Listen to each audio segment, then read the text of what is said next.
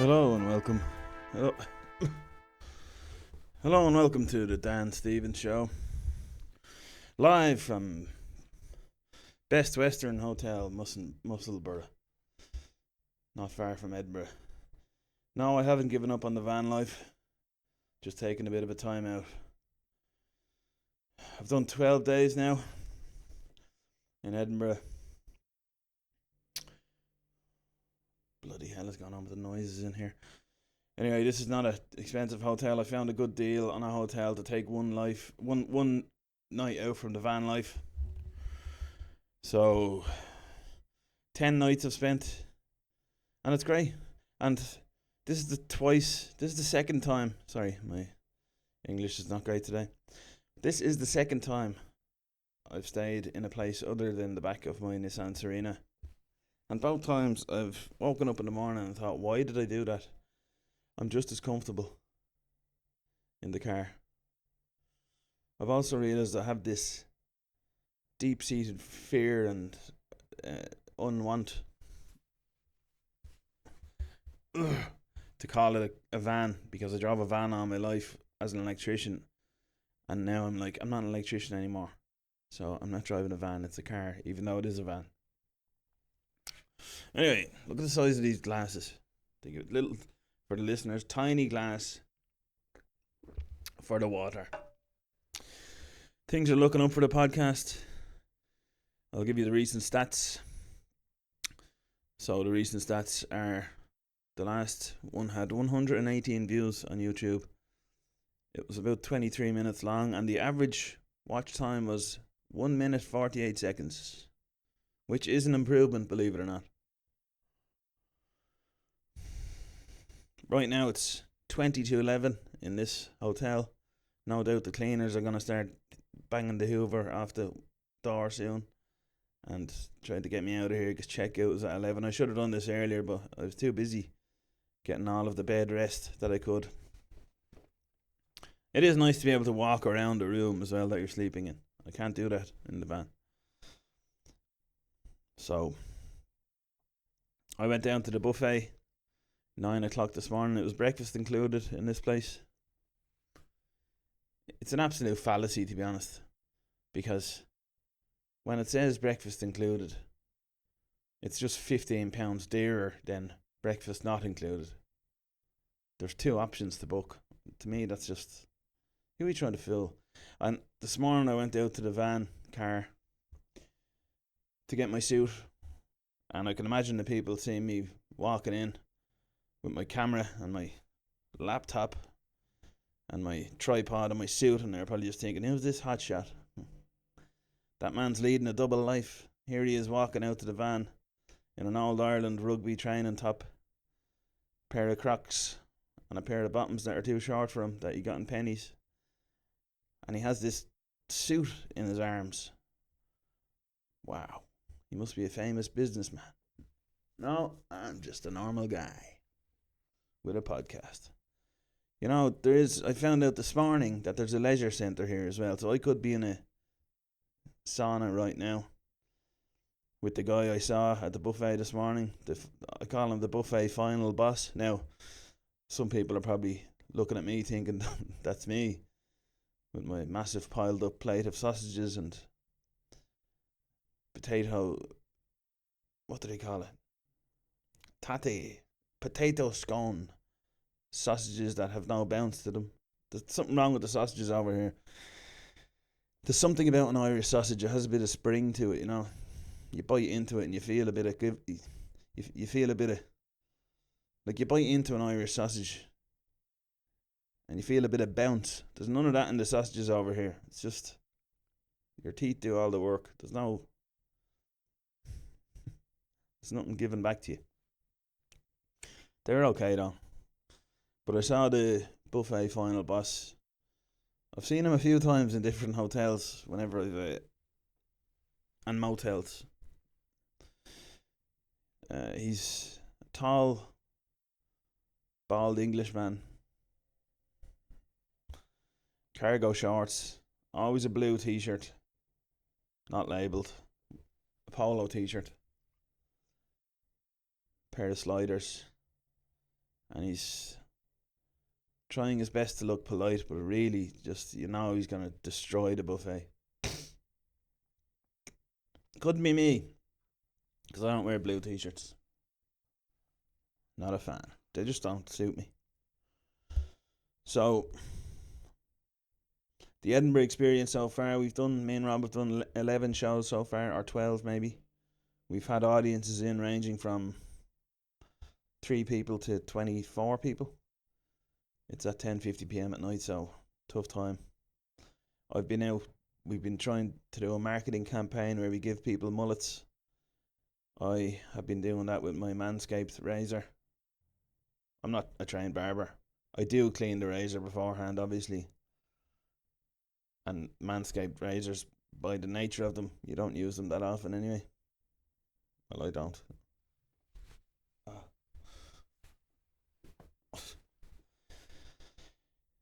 Yeah, I think this will be the last time I'm going back. It's Monday morning now. So I think, yeah, we're off Tuesday night. It's the only, we've 25 shows here. We've one night off. That's Tuesday night. So I'm flying back to Ireland Tuesday afternoon and back to Edinburgh Wednesday evening. Cutting mullets has been good fun. A lot of pressure though, but not really. I mean, I would say this about giving haircuts. I respect my barber. I think the fade is a scam. I don't know. It's an amazing industry, the fade industry, isn't it? It's made barbers millions. Is there really a need for it? Didn't they used to just call it blending?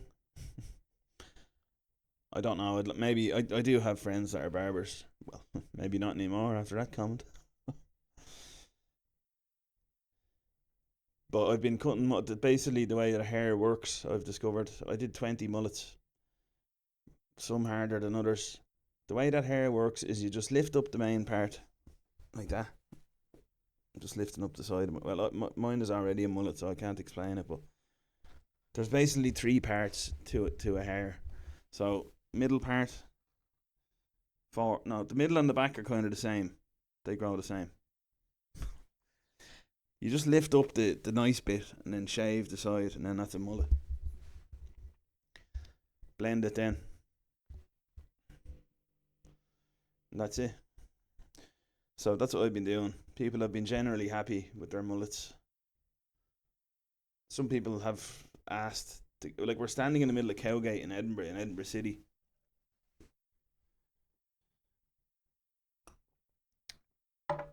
And giving free mullets. I also got 2 of those hats with the hair at the back of them.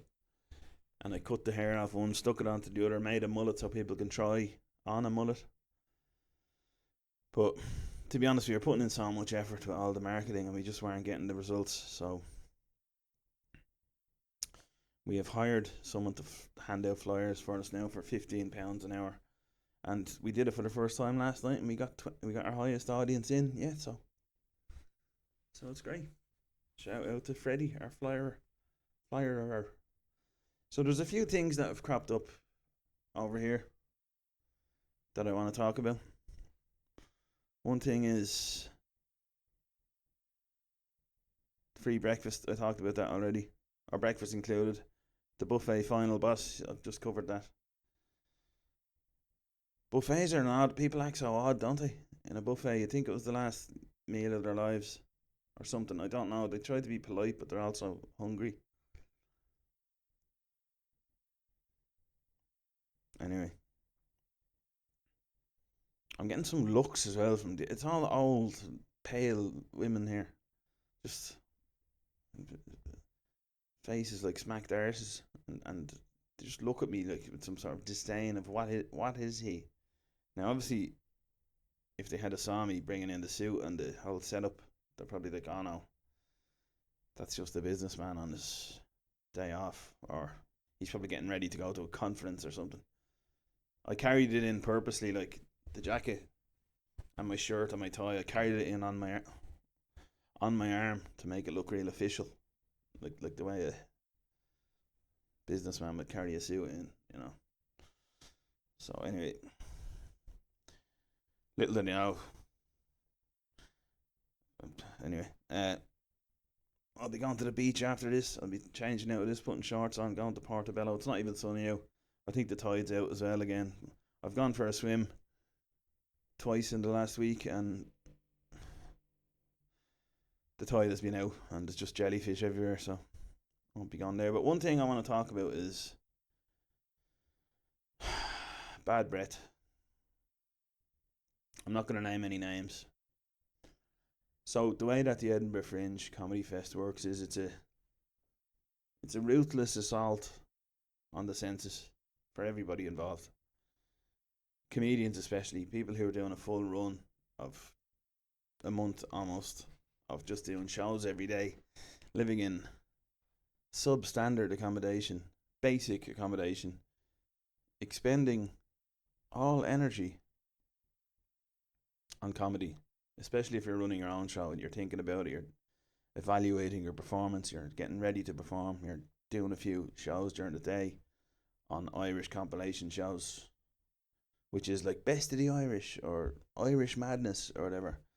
They run these shows over here where there'll be a selection of Irish comedians and the audiences love that stuff. So there's several of them and they're always looking for good Irish comedians to go on them, so you can do them. But it's just, accommodation is so important. Somewhere to sleep well. It just shows how much sleep is a staple of our health and energy levels. I don't know if I talked about this last week, but I drank a few pints before the show the other night, and I was terrible. I was terrible. My performance. Now, by the time I was performing 10:50 p.m, I was kind of sobered up and I was getting a bit of a hangover. But the audience are so smart; they just feel it off. If you're a bit off, they notice. And I had drank about 6 pints. Got carried away during the day. I was like, to hell with it. And then I forgot that I had a show, kind of, and it affects things. Rob Nodder, my partner in crime here, great guy. We're helping each other through the ups and downs. It's nice. Almost like a big brother, little brother kind of thing going on, you know? Which is nice. It's nice to look after each other. He has a good soul and he's a great comedian, I have to say. It's been a pleasure doing business with him. Bit of business, bit of party. So, bad breath anyway. I don't want to get. See, the thing about it is I actually can talk about, just without naming names, I can talk about the incident because you would hope that the person doesn't know that their breath was bad. Because I think that's half the problem. They don't know. Now, I lost my toothbrush for the past couple of days, so I'm really wary of eating chewing gum. And so I found it again this morning, but so this person comes up to me the other day before the gig, and this is in a cave.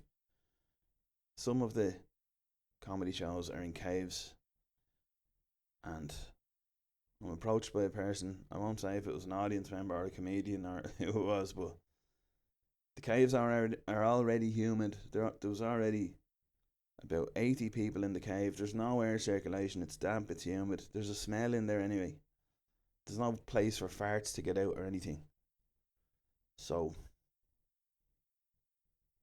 comes up to me anyway. It's like, how are you, Dan? How are the shows going? I'm like, Jesus, I said. Yeah, not bad. Not bad, yeah, whatever. We've had audiences ranging from 3 to 25. All the time I'm just thinking, please get away from me. Then he goes again, like, and how's the van life? Every sentence started with a H. How's the van life treating you? How's the van life treating? I'm like, it's fine. I was like, I have to go on soon. I said, I was like, anything. It was just fight or flight. Fight or flight from the smell of shy. I was like, I just have to walk over here. I was getting ready to go on stage. Like, I just have to go over here for a sec. Walked away, but I hadn't smelt. I was only thinking recently about how bad or how long it had been since I'd got a whack of a bad breath, and I was pretty hopeful about life, people's breath, and dental hygiene. I thought the dental hygiene world was fixed. I thought, are we too just the fact that there's more phones now and less interaction, has that kind of helped with the smelly breath crisis? There wasn't a crisis, but I used to smell a lot more smelly breaths when I was younger for some reason. There's a couple of relatives of mine who had notoriously smelly breaths. Let me know, message or text in if you text in to what? I mean, leave a message or comment on Spotify if your opinions on smelly breath. Is it the person's fault? And the craziest thing about it all is that the way that the disease. See, you don't know as well if someone could have that condition where you get a smelly breath from, it's hereditary. But they called it halitosis as well. Everything starts with a H. How's your dental hygiene? It's like just really, really terrible. So it does still exist. When was the last time you smelled a smelly breath? Let me know in the comments. At least this was escapable. Like, I was never so happy or excited to go up on stage in front of people.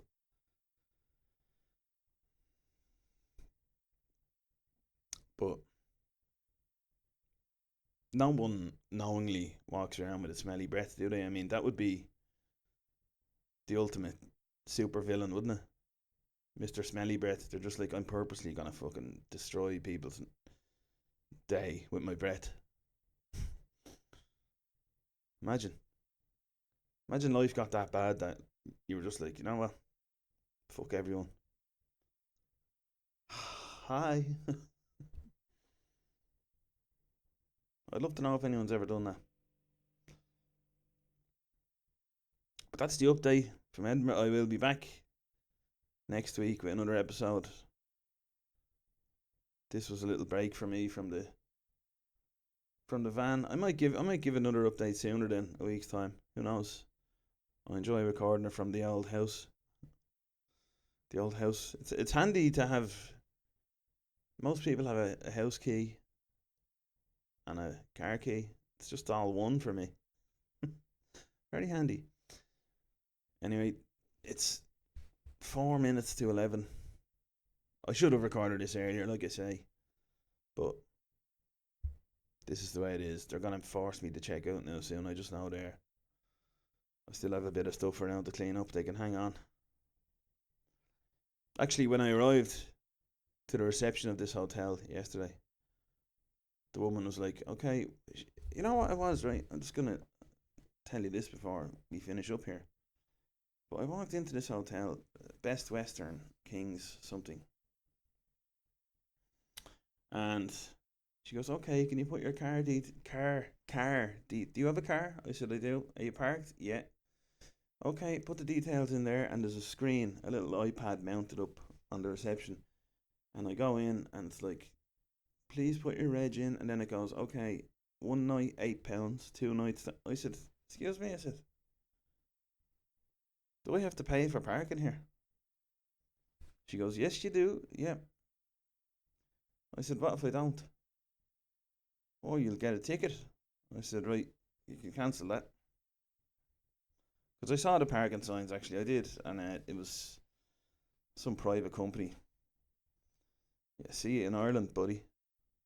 Anyway, she goes, okay, but you only have 10 minutes. I was like, I didn't say to her explicitly, I'm not paying for that parking. I just said, look, it's okay.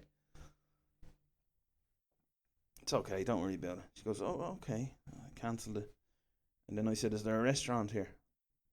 She said, yes. Now, I highly recommend that you book in. I said, can I go in without booking in? She goes, yeah, but I recommend you do. She goes, what time were you thinking of eating at? I said, I don't know what time I'm going to get hungry at. So then she started laughing. I was like, when the belly starts rumbling, that's when I go for dinner. I don't know what time I want to book in for dinner. So she's like, okay. I go to the restaurant then an hour later. Empty. Nobody in there.